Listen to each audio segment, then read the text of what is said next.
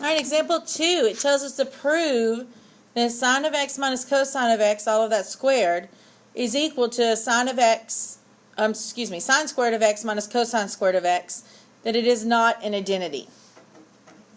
So to prove that it's not an identity. So let's let x equal 0.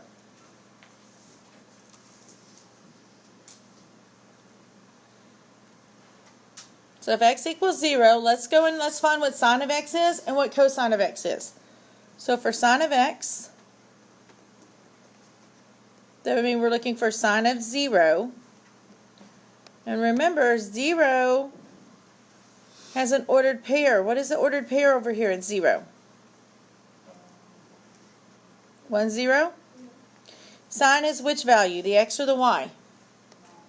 The y, so what is sine of 0 equal to? 0.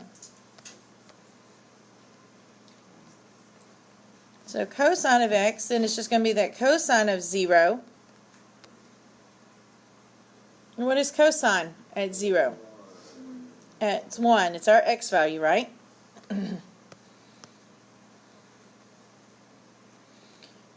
Alright, so if that's true, then I'm going to rewrite our problem. So sine of x minus cosine of x, quantity squared, is equal to sine squared of x minus cosine squared of x.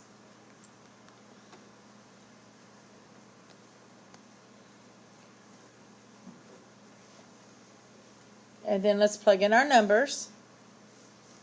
Sine of x we said was 0, minus cosine of x is 1, and we're going to end up squaring it.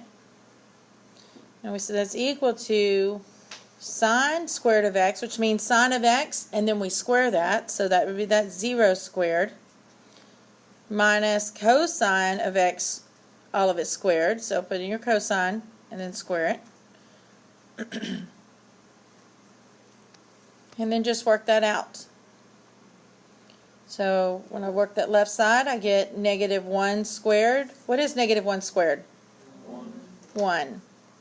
I'm going to work on the right side then. What is 0 squared? Minus, what's 1 squared? And what's 0 minus 1? Are those equal? No. So we just proved that it's not an identity, but when it says prove, they usually like a closing thing on it. So we're going to say for x equals 0, the two sides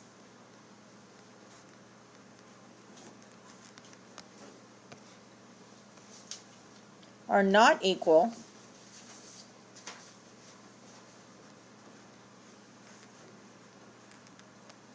so therefore it is not an identity.